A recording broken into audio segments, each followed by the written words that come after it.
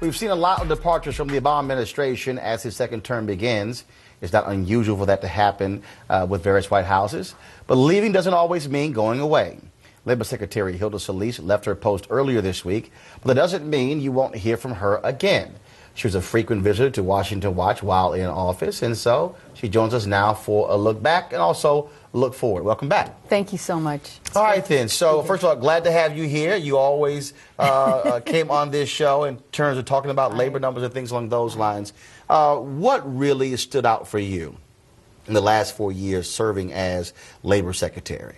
You know, what's so important is the ability to impact millions and millions of people and to restore the integrity in our economy by putting people back to work. We lost close to 8 million jobs when we started in 2009 and now 5.8 million. And yesterday we saw also unemployment claims going down. So we see that there's more confidence in the workplace. And what I really enjoy is the fact that so many people came out here for the inauguration. I was participating in that. And again, to see the renaissance of our communities, the diversity that's out there, it was beautiful to be able to feel that, to know that we stand for something and we need to move ahead and make sure that we really treat people in the middle, and I mean vulnerable communities, people of color, women, men, gender equity, all those things have to be addressed. And we need to work together as much as we can with people who want to cooperate on the Hill. And if they don't, President's right to go out and speak to the public. What some of the things that jumped out that you said, man, I had 4 years, but I still wish I had more time to do?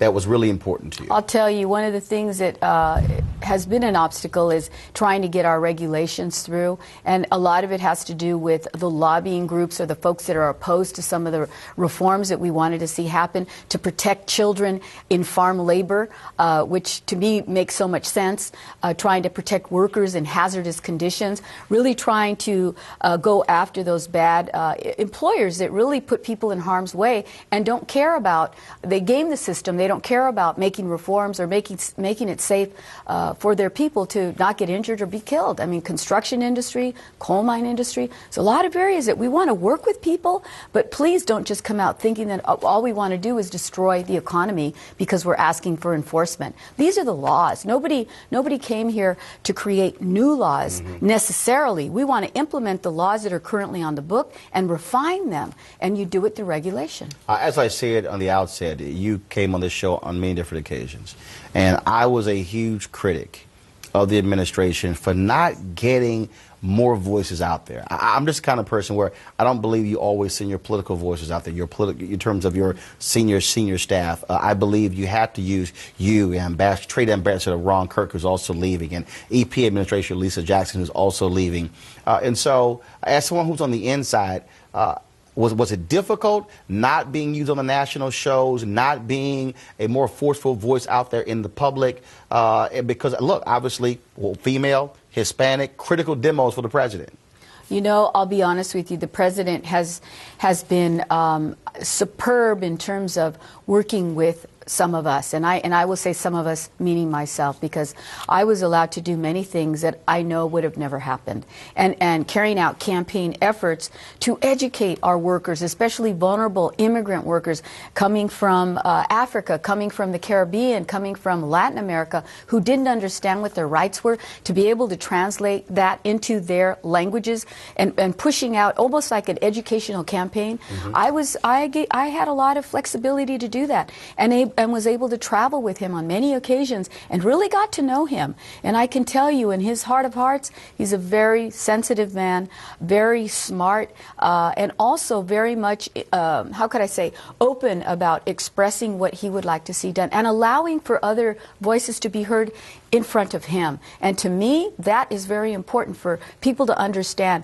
Bureaucracies, executive governments, the agency that I oversaw, you know, they're very traditional. It's hard to move, how could I say that big ship to have it turn the corner. And we were able to make some changes there. Do I want to see more happen? Absolutely. I want to see more reform in immigration. I want to see things done on climate change. I want to make sure that there are green jobs available for people from vulnerable communities. And we started that, and we need more help to continue it, because there were a lot of people in the Congress from the other side of the aisle. Let's be clear. When you say Congress, you can't say all Democrats. You have to say who was in control, who's the majority. That majority is the Republican Party right the House, now. yes. Yes, and those voices that are very conservative. So our community has to learn to be aggressive, to get on the line, to get out there, more than just emailing, but actually making sure that their presence is known. And whether you do it in the district offices for these members, or you come out here, or you make sure that your voices are heard. You Twitter, you do all the things in social media that you and I know work. Last election, President Obama got 75%